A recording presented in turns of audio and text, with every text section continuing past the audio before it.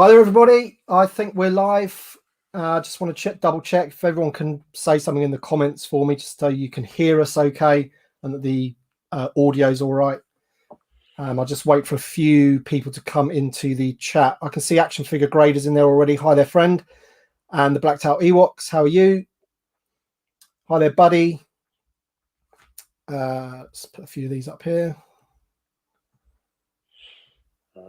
So before we get into it, we'll oh, there goes my earpiece.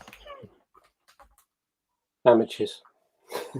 That's a good start, wasn't it? Before we get into it, I just want to wait for a few, people to come into the stream and what have you. And so what you're seeing, we can't see. Is that right? Can we see them comments? No, we're seeing when he puts them up. You should be able to. I can see them now. Yeah, I've got. Yeah, I've just clicked. You can click on the comments. Yeah. Hi there, Daniel. Daniel Chart, Duncan Ball. How you doing, my friend? Big collector, vintage Star Wars. I know a lot of people in the chat already have already backed the book, just to let you know. But excellent. Yeah, so I'm going to start now. So basically, I have got Greg and Gianni on the stream tonight. Just wanted to talk about their new Kickstarter campaign for a amazing looking Star Wars book, which basically goes over the whole vintage Kenner line of Star Wars figures and card backs. It's about time we had a new amazing sort of collector's reference guidebook. And for me, when I first saw this one, I don't know, maybe even as long as 3 months ago on Facebook, I saw the image that you can see right now on the screen of the front cover. It was probably longer, I just couldn't wait for this thing to arrive. And glad to have you guys on the chat tonight to help sort of get the word out there about this book. So got Happy Greg with me here. Yep. How you doing, guys? All right? Good. Yeah. Yeah, great. Excited to be here. Thank you very much for having us on. Yeah, no problem. So Greg, start off with you, Greg. To maybe you want to give the viewers a bit of a background of yourself and how you got involved with the book and maybe your sort of responsibilities of the book. Yeah. So I started probably well over a year ago now. Gianni actually was making you've probably seen him, these awesome old vintage posters of all the old figures. I think he was selling them on Etsy, and originally we were all called like blue milk posters, and he just wanted some advice for the social media side because I was working in digital marketing at the time. So I was like, yeah, I'll help you out, just some advice, a consulting here and there. So he got his head around the whole Facebook, Instagram side of stuff. And then a little while later on, Gianni came to me and was like, oh, I'm thinking of doing a book. And I was like, oh, I help you do the socials. But then he's like, I actually think maybe you could be more involved and help me. It's quite a big task. It's actually quite a big thing to do. I might need you to be a bit more involved than just helping with the socials. And I was like, oh, okay. So, yeah, of course, I jumped at it. I was more than happy to help. I was really excited to be asked. So we had a big rethink, kind of like changed the whole name. So it became Red 5 Books, even though I still called it Read 5. Yeah, I call it Red 5, just purely for the X-Wing on the logo. Yeah, and again, it should be. It's right. It is Red 5. You've pronounced it the same way. And it's funny that being one of the directors of the company, I still pronounce it wrong sometimes. But yeah, so we changed the name to Red 5 and then focused on the book. And I got to be a lot more involved because obviously I got to do the photography for the book.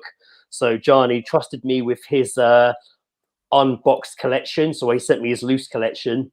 Right. They're usually in that cabinet behind him. He dropped it all around in huge big cases and stacks, and I got to spend the last lockdown photographing his collection for the book, and it was amazing. Really, really enjoyable to do that. It took a bit of a while, a lot of reshoots, trying to get capes to fit in, but really good fun. So for the book, a lot more involved with the photography side of it, kind of like giving my 2 cents on things Gianni's done. I'm really absolutely stunned and proud at how far it's come. Yeah, but yeah, that's pretty awesome. Much. Yeah, it does. It looks fantastic, and I put most of how it looks down to Gianni. He had the plan. He had it in his head. I just helped him get it out. And what about your sort of history in Star Wars? Yeah, when did you first sort of get into Star Wars? Did you play with the vintage kind of? Yeah, I did. So it's quite a different story for me because I'm 36, so I was born in 1984. But my mum, when she fell pregnant with me, she worked in a toy department, a toy store, and she was in charge of the Star Wars whole floor of Star Wars Awesome. toys. It was her job. She was in charge of it. So she had to know all the names. She had to know how the vehicles worked, because she had to effectively sell them. So when I was born, I kind of had all these Star Wars toys to play with. Before, I remember having Obi-Wan all the time as a kid before I'd even seen the film. Like, I just had all these cool toys, which I actually still have. They're not in pristine condition like Gianni's is. Mine are very much played with all through my life. And now my daughter plays with them. She's 3. So they're just in a big box upstairs. And then I've got Gianni's pristine collection in another room from photographing them. But yeah, I kind of just grew up with the toys. And then obviously, you know, when I realized they were from films, that was it. I was hooked, and it's kind of been the rest of my life since. And now, just getting a bit older, now I've got obviously my Kenner collection, but now I've obviously branched out into more like the Black Series and what have you, and the Force Link figures. So I've got a real mixed collection now. I mean, it's a funny one, isn't it? Because a lot of people always say they remember the toys before the films, and I'm the same. I was born in '76, so I seem to remember having the toys before I saw the films, because we never had home video in the very early '80s, or I certainly didn't. And I think the first one I saw at the cinema was Return of the Jedi in '83 when I was like 7. But I remember the toys and having the toys for Christmas and stuff before then. Yeah. So, it makes perfect sense. Yeah, I remember going to Blockbuster Video as a kid of my mum, and we didn't rent, we actually bought A New Hope. And I think I'd actually seen Empire Strikes Back, Return of the Jedi. I ended up seeing New Hope last. And I remember we actually went out and bought it. And I remember it vividly as a kid, picking up this VHS in Blockbuster and us buying it, not renting it. A lot of Star Wars memories from my childhood really stand out. Awesome. And what about you, Gianni? Obviously, first of all, your sort of Star Wars history, when did you play with the figures and that? Obviously, you must have done when you were a kid. I went to, my mum took me to see Star Wars when I was probably about 4 years old, 1978. Awesome.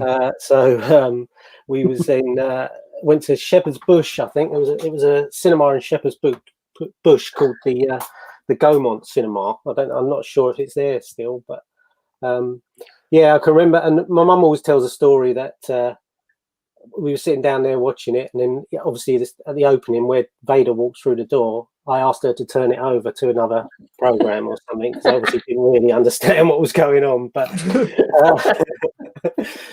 I think the thing was, my mum loved it. My mum has always loved Star Wars as well, so I probably got dragged along not knowing what I was going to see or anything. So but yeah, that's and then it's just been with me ever since, really. I never saw Empire Strikes Back at the cinema originally. I did see and actually Greg's wife's dad is my uncle, so and he works on films, and he managed to get us to a press viewing of Return of the Jedi when that was out. So we went and saw that with their son, Tor's son, Nicholas and Daniel, which is Greg's brother-in-laws. So I was lucky enough to go and see that, and then I ended up going to see it again a little while later in Leicester Square. So luckily I did get to see Empire Strikes Back at the cinema when they did was it the 25th anniversary when they re-released the remastered ones. Oh, I saw all the remastered ones. But I didn't see Empire Strikes Back back in 1980. So you obviously grew up with the toys there and then while the films were every out. Christmas it was like my mum knew exactly what to buy me. It was just like, get me the figures, and that was it. The Christmas day, you'd have 2 packed together, so you'd open that up and you'd have 2 figures at a time and all that sort of thing. So I mean, I just I'm sort of and we always revert back to type, so you sort of that nostalgia thing sticks with you, and you just sort of want to carry on collecting, don't you? Absolutely, yeah. So in terms of the book, what's your main responsibility? You're the sort of the lead for the book. That's your idea, was it? Your concept? Yeah, well, originally I've got a friend of mine. There's 2 particular friends of mine that sort of contributed a lot of the cardback stuff. I mean, I have some cardback stuff, but not to the extent of what's in the book. But one of them approached me originally just to sort of help him catalogue the stuff that he had.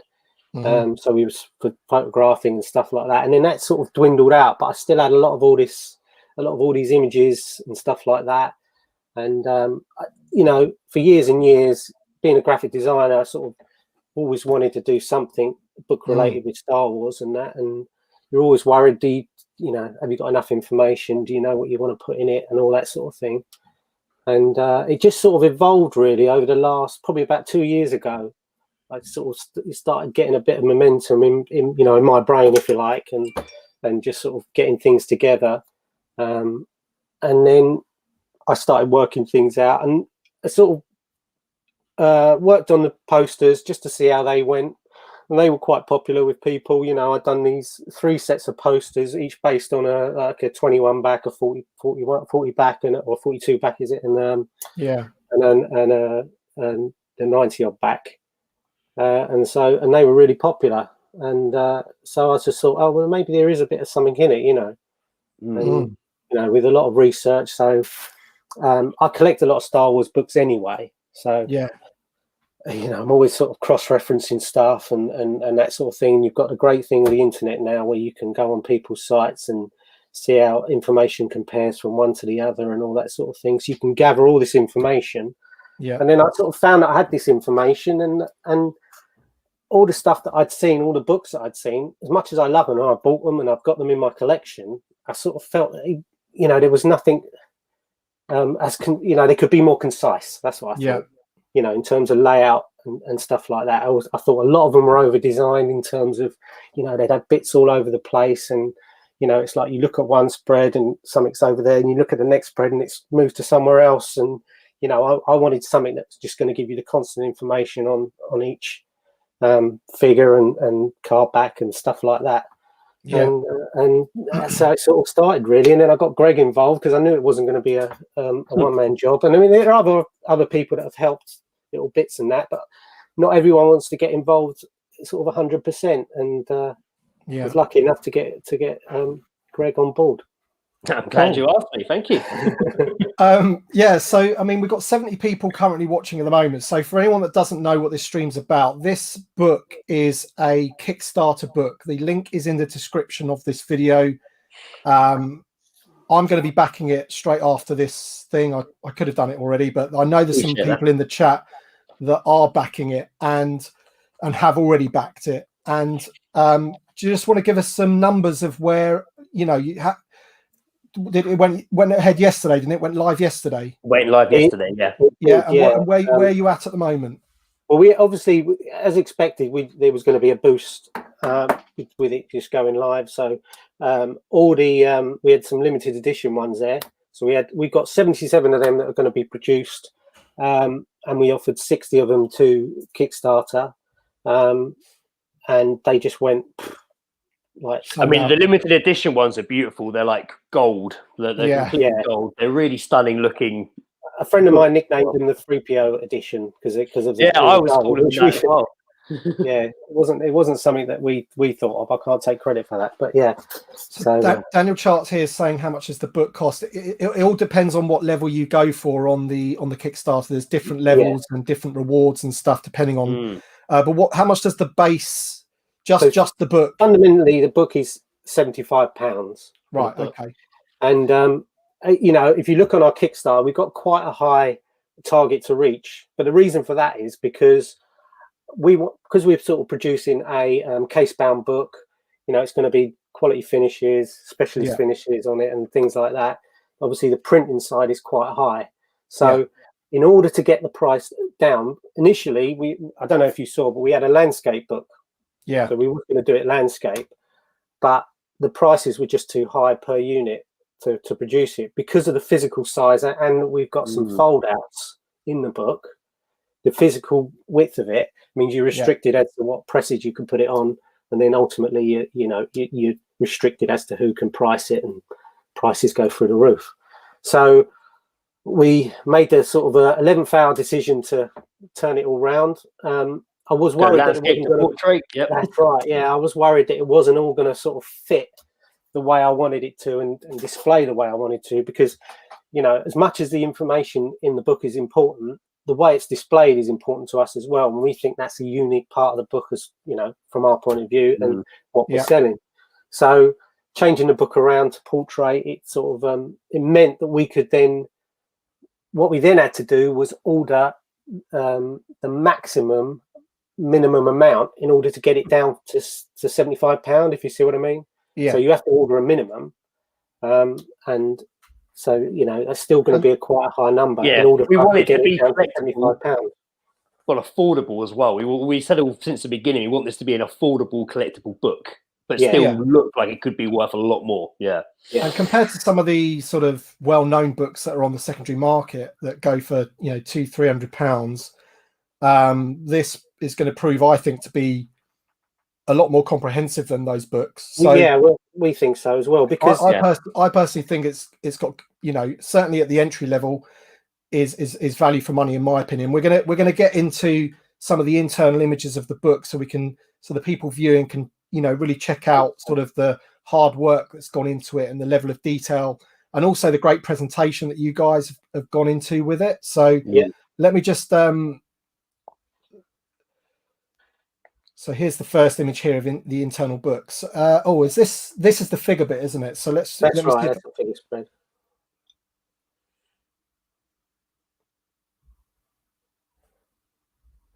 Actually, is that a card? Is that a card back one? Yeah, that's a figure spread. So that's if you go back to the top, we can sort of work our way through it. So that first spread, that was just literally just a presentation of the book. So you've got a 3D visual of the book. Yeah, absolutely. So that's what that was. Yeah, and obviously that's Luke Skywalker, who's got some of the most variants, I think, in terms of card backs and things like that. So he was quite, I think if anything, he might have been the one that was the base for the layout. So you maybe start at him because he'd have most card backs that are out there. And we also made a point of trying to future-proof the book in a way by adding all these other options that aren't necessarily known, whereby on the front of the book you've obviously got the offer stickers and things like that, and Luke didn't come with every offer sticker that was out there, but you never know, he might exist somewhere, because there's a lot of collectors, and there's collectors that I know that keep their collections private, so there might be even things in those that are undiscovered elsewhere in the world, if you like. So the idea was that we show all the range, but then we just show the ones that we know to exist within that range.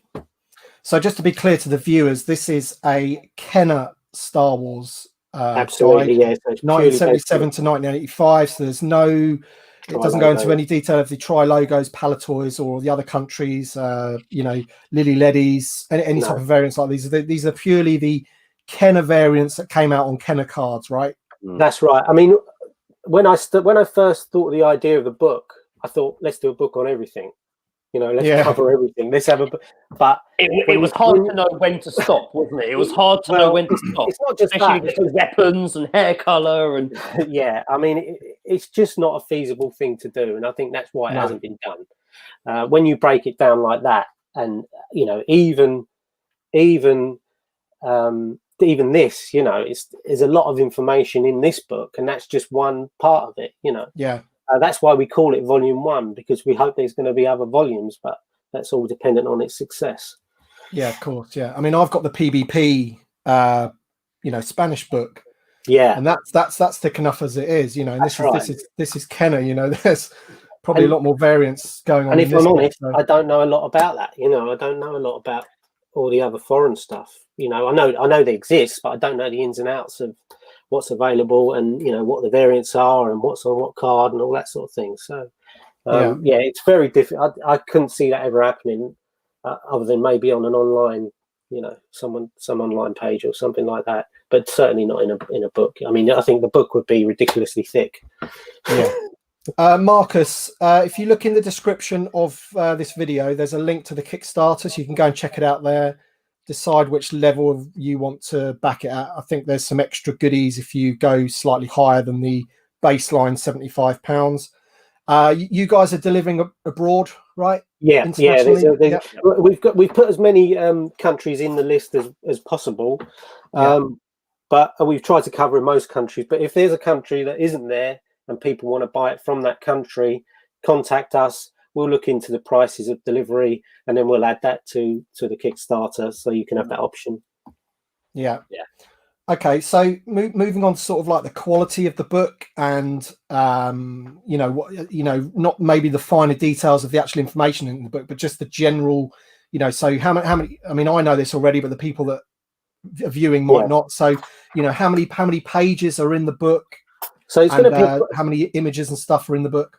Yeah, I mean, we've said, I mean, pages wise, it's going to be approximately 400 pages in the book. So, and the other thing is images. Well, we said about over 4,000, but it could easily be over 5,000 in the book. Right. So I was looking the other day on my list of files, and it was just going on forever. And it was over 5,000, but then a lot of them aren't stuff that's used in the book. They're working files and things like that. So it's difficult to judge. So we just sort of left it over 4,000, and that leaves it. But it's definitely very over 5. Yeah, it's difficult to count them. Very image heavy. Yeah.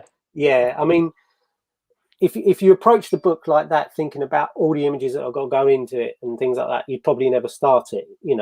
I think what you do is you break down the book into sections, into chapters, and then you work on. So in terms of the figures, I would work on waves. So I do the first 12, if you like. I started off doing them, got them all working, and then you'd progress from there. And then before you know it, you've got all the Star Wars ones done. You've got Star Wars and Empire, and then you've got the whole lot done, sort of thing. So Chocolate Chip Wookie is saying he's really looking forward to getting his copies. I know he's backed. He's a friend of mine. So he's saying it's out early next year. So if it's successful, which I'm sure it will be, I'm hoping it will be. When do you envisage the delivery date? We're looking at early Q2 2021. So we're sort of leaving it at that. I mean, obviously, COVID might play a part. I don't know, but at the moment things are on schedule. So I don't see there being any problems, but you never know. So we don't want to say, it's going to be there, and then we get to that point and some issues come up and, we can't deliver. We don't want to do that. We don't want to make false promises. Before we did the Kickstarter, we talked about how you see a lot of these books come, not even books, a lot of Kickstarters happen, and then they get their funding, but then nothing happens for sometimes years, and you're kind of, where's it gone? We kind of wanted to make sure we had as much done before the Kickstarter. So if we hit our target, it wasn't a huge wait afterwards. We really wanted to try and get as much done before we launched the Kickstarter, which is why the Kickstarter took a little bit longer to get going than we wanted to, because we wanted to get the book in a really good position. So once we get the funding, we're in a much better place to be like, right, last bits to tie up and then hit the produce button effectively. It's very hard to keep a lot of people happy all of the time.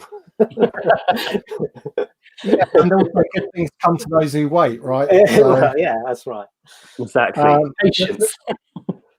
So obviously you document, the card backs in terms of when, in terms of the films that they came out with and whatever, and you also document the backs of them, right? Yeah. So do you go into as much detail as like 12 A's, B's, C's, and all that kind of stuff? We do, but we've sort of, because the way we've broken it down. So what we've done is we've taken all the card backs that are available with all the stickers that are on them and all those variations. And if you strip that all back, there's only so many master cards, because you'd have what we're classing as a master card is a card that's purely printed. So it's a variation that's purely printed, got no additional stickers or anything added to it. So there are masters, if you like. And then any ones with stickers applied to them, they're subsidiaries of those particular masters. Yeah. If that makes sense. Yeah, no, totally. Yeah. Yeah. That's the thing. You've got X card and it'll have an offer sticker on it, but it'll be exactly the same card, but just with the sticker on it, essentially. Yeah. So that's how we were able to work out these flow charts in terms of sticker application and the order in which stickers were applied and that sort of thing. But there's a spread later on that you'll see. But this spread in particular is obviously about the offers on the card front. So yeah, I particularly like this page because it's got lots of Bossk on it, and it probably worked out that Bossk is my like favorite sort of vintage figure and character, and where I base my whole channel and website around him. And I love the.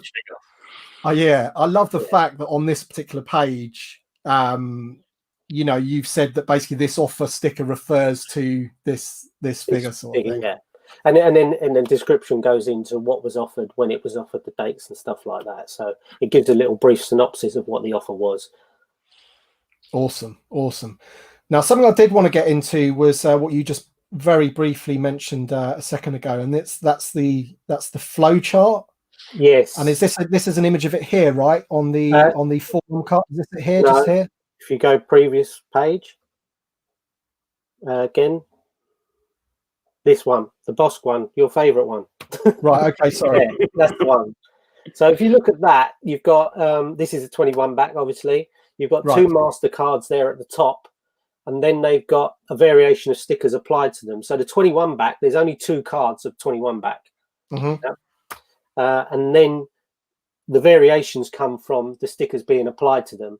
So on that basis, we know that the 21, what we call an MA, which is the Master A for 21, has the stickers. So there's obviously we've got references to the card back stickers as well on a you might not have the spread there actually, but there's a page that goes through all the card back stickers. I think I might not know.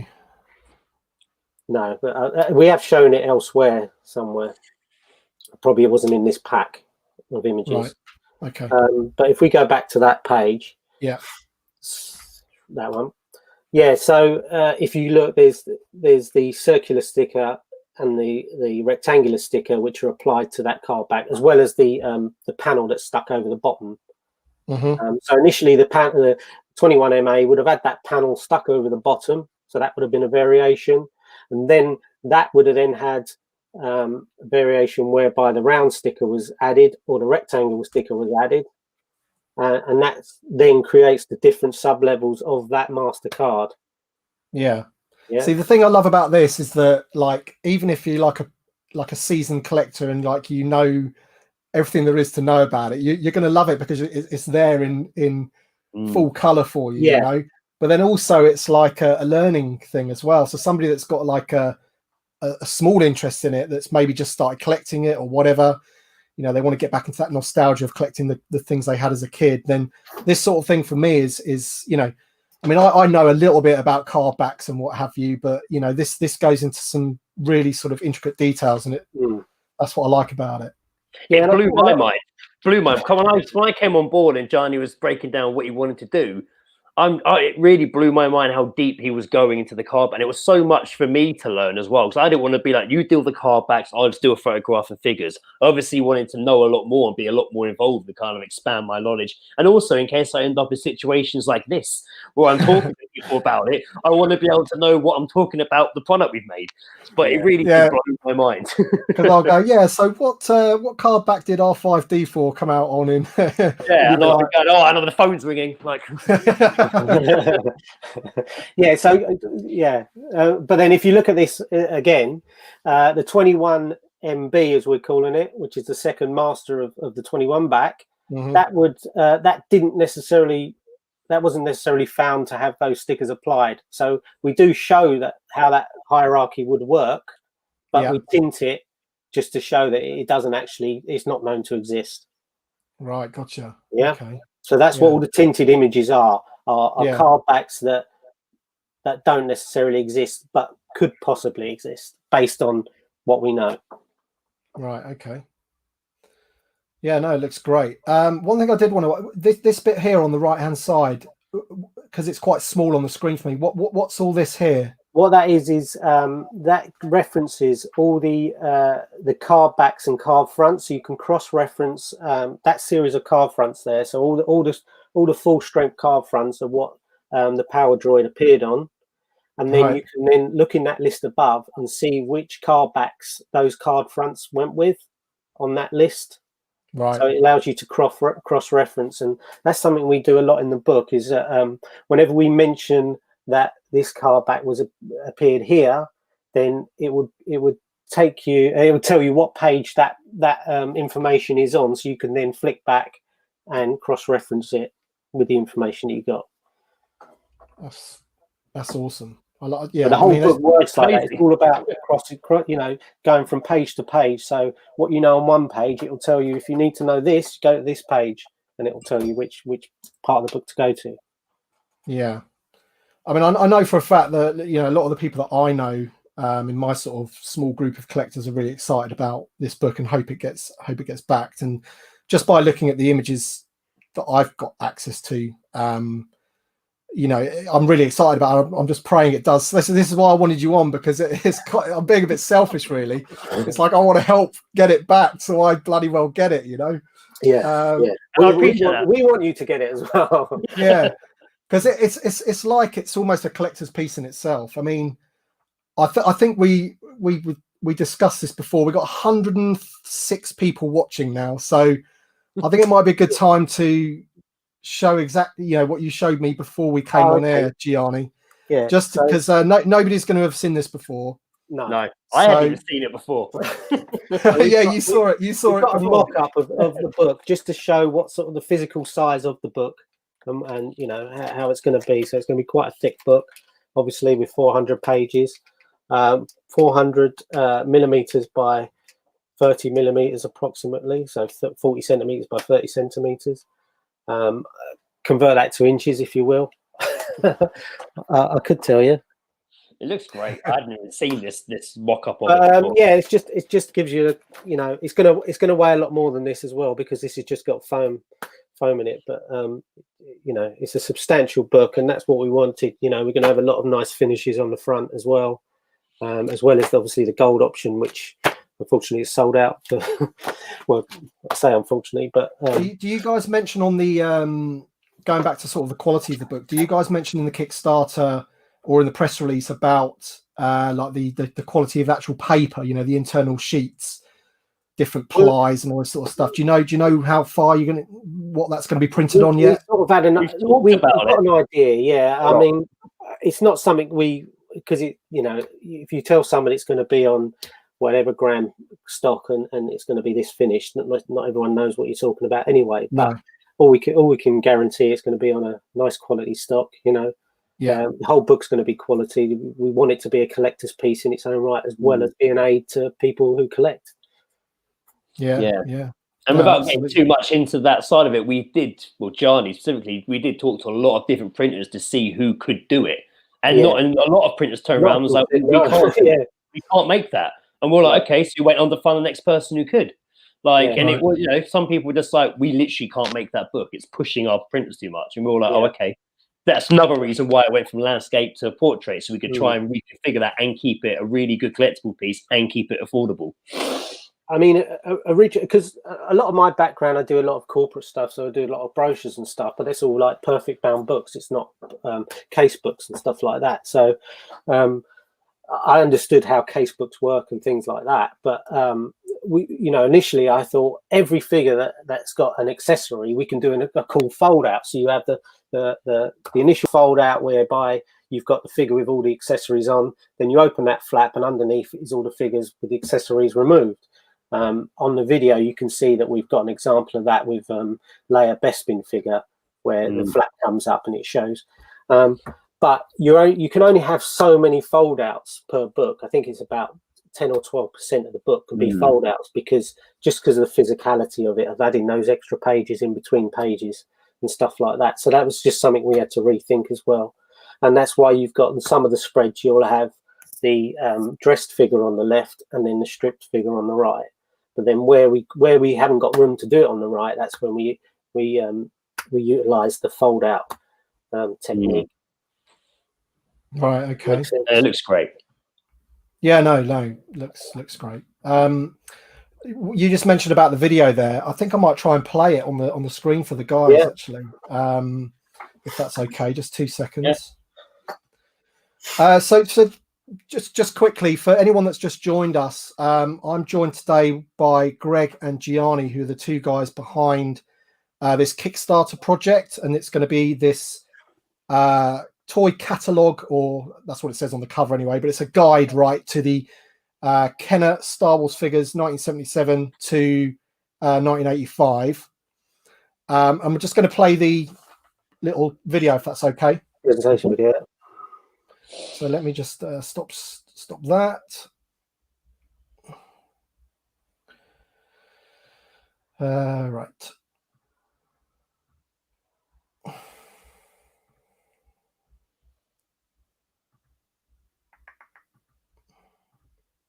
Hope that is that on the screen. Yeah. Yep. Okay. See if I can get that full screen. There we Yep. go. No sound. It might not have sound. Right. It's only music anyway.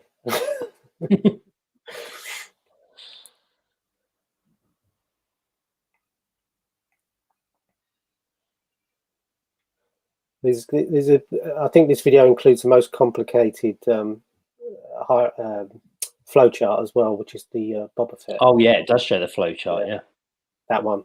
There you go. So there you can see, but you get an idea of what's available and what isn't.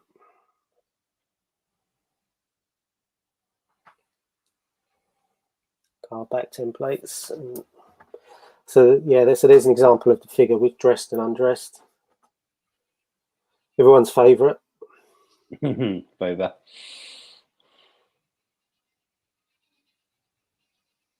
The Power of the Force they're the only ones on single pages, and this is the fold out idea.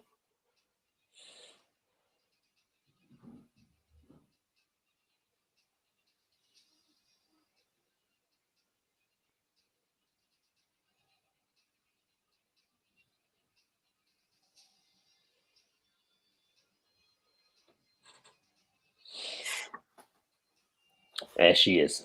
Yeah. So these are things that we will add if we get to certain goals on the the stretch goals. Yeah. Yeah. I think, yeah. It just comes up with a few stats.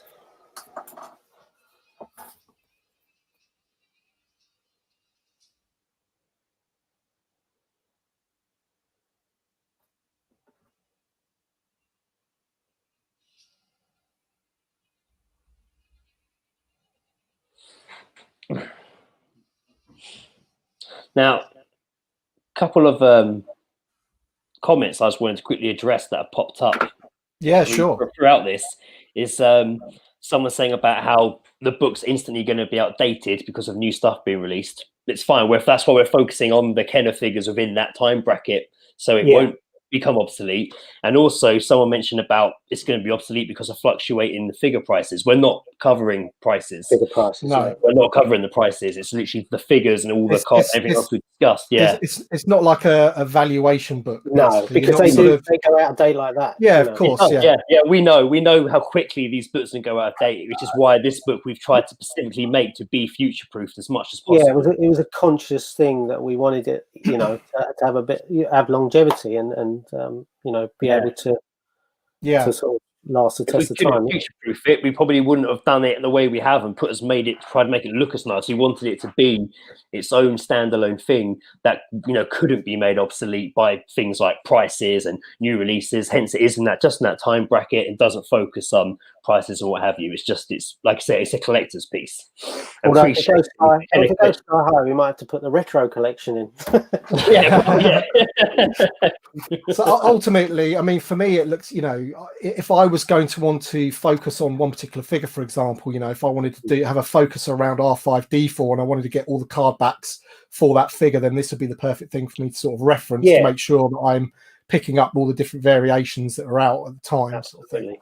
Yeah, I mean that was another thing that people can collect in different ways. So the fact that we've done the spreads based on the character or the particular figure, that's one of them reasons that people can figure focus on that particular character or figure, and they know exactly what's available, because those spreads also will also in the description tell you where other packages that they were available, and again it'll cross-reference it, tell you what page it's on. You can jump to that page and see where that figure appears also.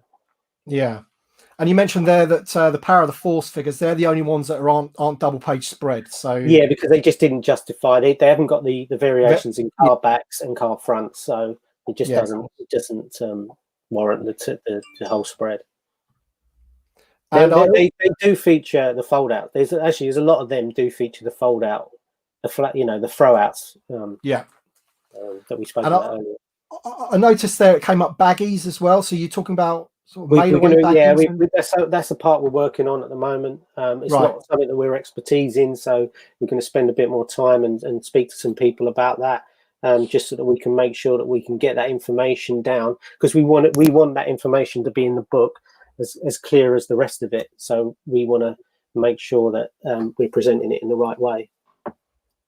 Right, I just want to read out this question thing. So that's a super chat. So thank you very much, man. I appreciate the support. Chris at TFSB says, I've backed multiple copies and will be encouraging everyone I know to do the same. These guys have done incredible work and truly honoured our vintage figures. A+ job, everyone. So thank you very much. Thank you. That means a lot. It means a hell of a lot. Thank you.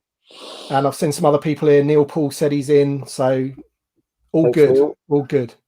Yeah, majority of the feedback has been very positive. Only a small has been negative. The majority, and most of the negative ones, people not quite getting what the book is actually going to be. But overall, it's been very positive.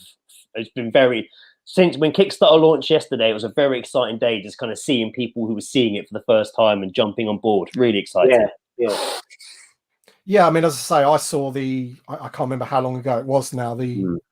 Your little thing, but I can't remember where I saw it. It might be one of the collectors groups like Echo Base or something like that, or it might have somebody might have shared it or something, and I was like, oh, what's this? This looks pretty cool, and I showed it to my mates in my Twitter little group, collectors group that we've got.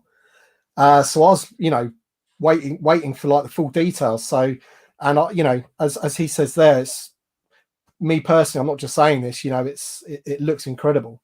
When we first released it, obviously a lot of people were like, why are you doing this? The Kellerman exists. You don't need to do this. Yeah. And we're like, look, we're not disrespecting the Kellerman book. Like, we love that book too. We have it. We love it. If anything, it helped inspired this. We're just trying to make this. It's going to be different. We can't explain how just yet, but it's going to be different. This was like, many months back when we first started. Yeah, we were quite protective over what we were doing initially, I think. We were very protective of it. So we wanted to make sure that we had things, right ourselves before we presented to everyone else. And I think, it goes back to the fact that we want to make sure that what we're telling people is accurate, and we don't want to give people false promises. No. So I've just got a question here from Yoda Skywalker. Says, will the weapons for all figures be listed? Yes, they will. Yeah. There'll be there might be some spreads at the moment. I think the Power of the Force ones are missing their figures at the weapons at the moment, just because I haven't got around to putting them in. There's other things that I've been been working on, so we will address that. But and then also in the little stat panel that's by the full size card back, that'll list what their weapon is and what they the accessories they came with and stuff, as well as a visual guide as well. Mm-hmm. But I mean, all the card backs that are shown on the figure spreads are all full size, so there'll be full size card backs as well as the figures themselves. BD says here, how much for shipping to the United States? Do you know how much? You'll have to check on the Kickstarter. But so many stats in our heads at the moment.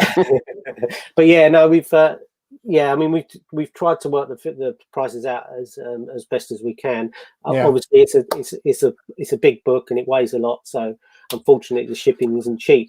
But that's why we thought it was important to keep that price point down, because we knew that shipping would bump it up. But we still think, as a whole, you're still getting a great deal for what you're getting.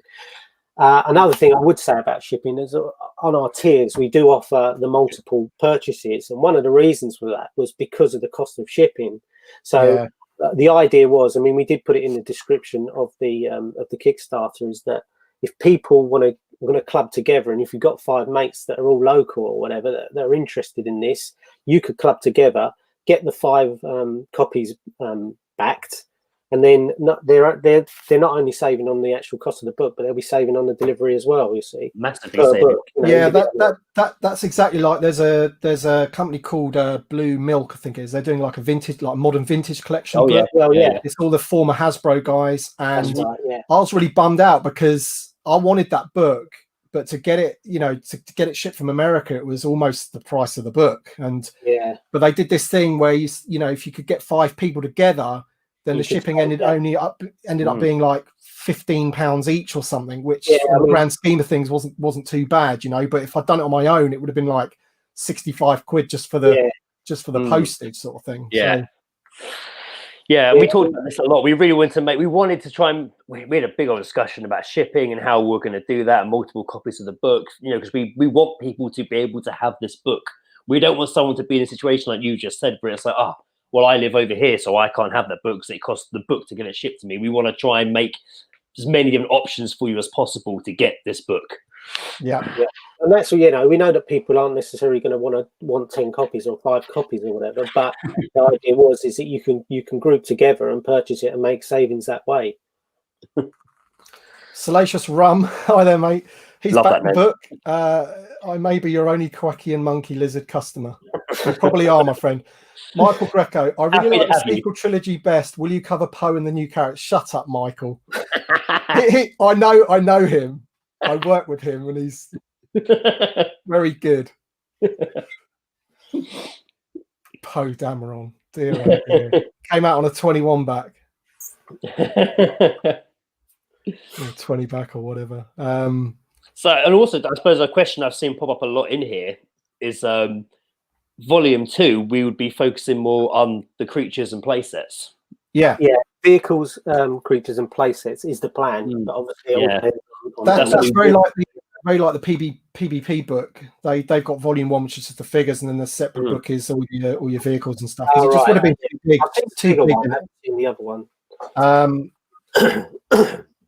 So yeah, if this is successful, then you'll be going on to things like the Tauntaun and your vehicles and we want to treat it in the same way. You know, we want it. You know, the idea of the books that we want to produce is they want to be formulaic in their layout, so that people can easily go to them and reference things at them, and they know where to find that information in the book.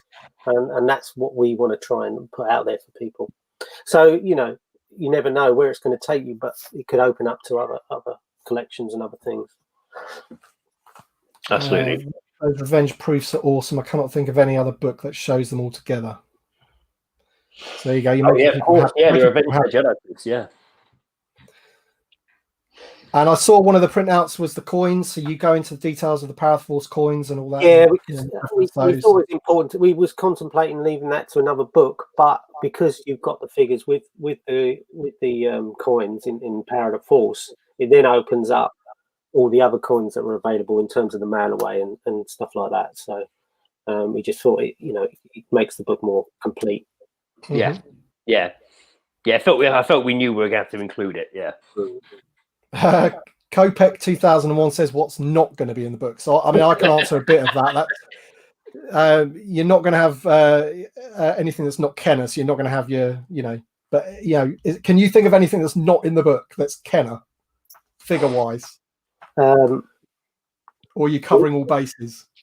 No, I mean, it obviously just deals with the card backs and the multi-packs and things like that. So anything beyond that will be elsewhere.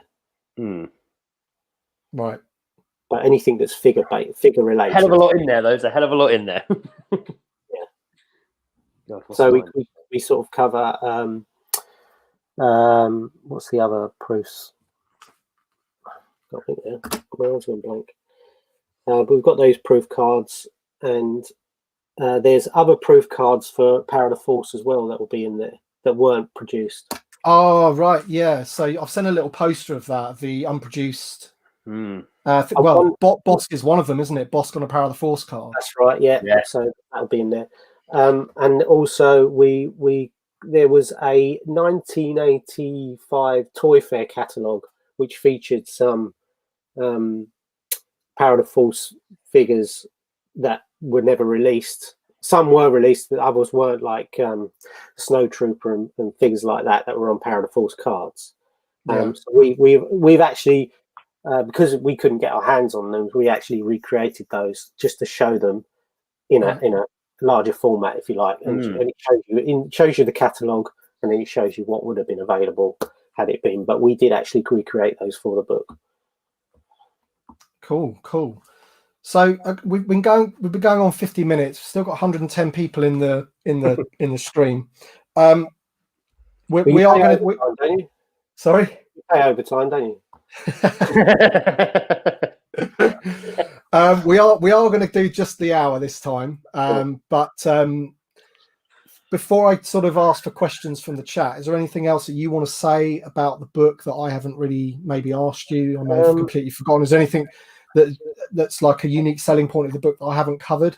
No, I mean, we have had a lot of people that are disappointed at the fact that they missed out on the special edition, but I think it was important for us just to have that amount available because we didn't want to devalue the exclusivity of it. You know, if we start going, all right, we'll stick another 10 out, or we'll stick another, you know, that devalues it. And we want it to be something special. And that's why we, you know, we're doing 77. We made 60 available. And the other are going to go to people that have helped us out, you know, behind the scenes and stuff like that. So, hopefully I'll get it happy.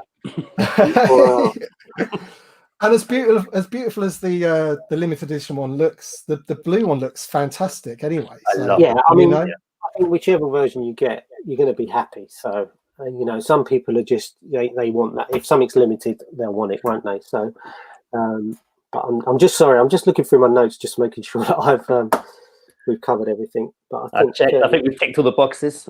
Yeah. Right. All right. While Gianni's looking at his note, answer any questions. Yeah. Does anyone have any questions that's in the chat for Gianni or Greg about the book? Yeah.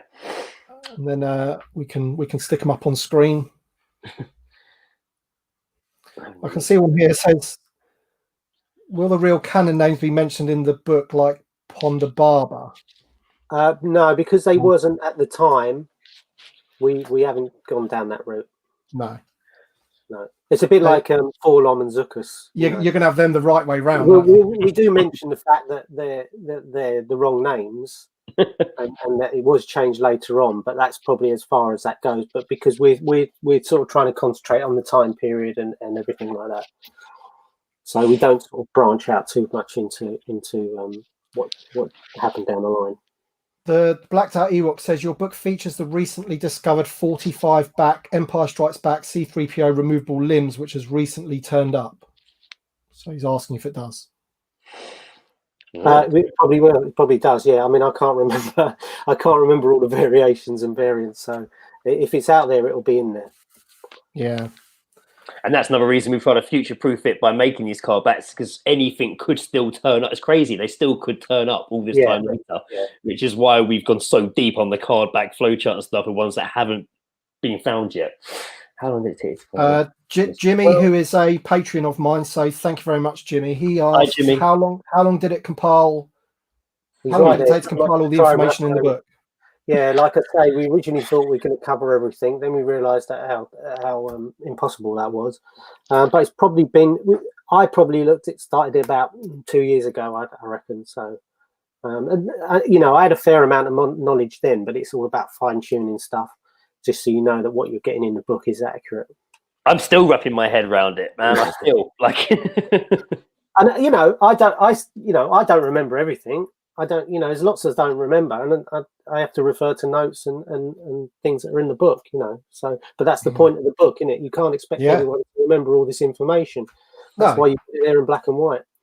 Yeah, I'm almost certain as well that the most sort of dedicated, knowledgeable collector out there will still learn something from the book. I personally, you know, you know, I think there's always something new to learn. I find anyway. Yeah. Yeah, and there might be someone that turns up and says, "Well, that, you know, something's missing." But we've researched to the nth degree to make sure that what's in the book is as accurate as possible, and that's one of the reasons why we did include the possible undiscovered cards, because we want to you know, cover everything. Chocolate Chip says, Gianni, Greg, already backed the project. After watching this, I'm super pumped for it to come out. Awesome stuff. You both should be very proud. Thank you very much. Wookie. BD says, have you published anything previously? No, this is our first book. I mean, obviously I've worked on books and publications before, but nothing of my own. Yeah, right. But you did produce those. Yeah, so we did produce posters and stuff. Yeah, so the A1 posters and things. So yeah. Andy Geary says, great looking book. I pledged this morning. Can't beat the look of the OT figures and the packaging. Absolutely. Completely agree. Two key says, how many of your photos are authentic and how many are mocked up in Photoshop? Well, the ones that we did mock up some for the card front sequences because we didn't want stickers on them. We didn't want them to be hampered by the sticker. We just wanted to show the card front as pure as it was, just for that particular part of the book. But there was initially, we did have some that we had to sort of mock up, but we've been able to anything we can replace, we have replaced. So that's how we sort of worked it. And obviously there are the ones that never existed, never came out, but we did recreate those for that purpose. Yeah. And obviously the actual photos of all the figures, I took them all, so yeah. Yeah, and we already had a lot of card back stuff already catalogued. Can Neil Paul still get your posters? Yeah, there are a few. Actually, we thought we'd sold out, but then somebody was asking me about the Jedi ones, the yellow back cards, and I sort of said I'll have a delve around, and I ended up finding about 12 of them. So we're just selling them as the 3 sets at the moment. So there's very few left. There's probably about 12, 11 left. Where can Neil get those? On Etsy. If you go to Etsy and look up Red 5 Designs, we're on there. Yeah, or you can find it through our web. I think there's a link there on our website. Yeah, there is a link through the website, red5.co.uk. There's links through there to the Kickstarter and to the Etsy for the posters. Yeah. Awesome. Okay, right. So if anyone's got any other questions quickly before we go, here we go. Isn't there already 20 catalogs out there with 20 different authors? How is yours any different? I think we've just gone through that. Yeah. we could do it again, but it'll be another hour, I think. Yeah. I mean, the flow charts is different, isn't it? If we just pick one thing. 100%. No, I can't think of anyone that's done the flow charts before. No, and I think that's quite unique. And I think the way that all the figure spreads are presented as well, I think that's it's very. We wanted it to be very structured, very orderly, so that people can easily find what they're looking for. Yeah. Duncan says, "Book looks epic, guys. I've backed it, and I hope you reach your Kickstarter goal." Thank you, Duncan. Thank you so much. All right, then, guys. So I think that's it for this stream. Now I think we've covered everything, and all I can say is that I'm backing this book. I hope you guys have got a good idea of, or more idea of the book just by having the guys here on the stream. Obviously, you can go to the Kickstarter to have a good look through it, watch the video again, look at all the different stretch goals, which is one thing we haven't really covered. But you can see on there the stretch goals, like if they reach X amount. Do you just quickly want to say about those? It's worth reading through the story just to get a full explanation of what's involved in the book and also what's on offer and in terms of the delivery and stuff like that. So there's information because people still ask us questions that we've got, and the information's there on the page. So it's a case of people just taking the time to read through that. But there are stretch goals, right? So the more package you get, the more. We'd like to include Ewoks, obviously, and we'd like to include the droid figures, and we'd even go into the 12-inch figures as well and give them all the same treatment. Awesome. All right, guys. Well, you guys stick around with me and when we end, because we've got the green room. But we're going to say goodbye now and end the broadcast because it's just going to hit an hour now. But I thank everyone for coming along and to this stream. It's been awesome having the guys on. And thanks for all the support as well that we've had. Thank you so much, everyone. Yeah. Thanks, guys. We're gonna end off.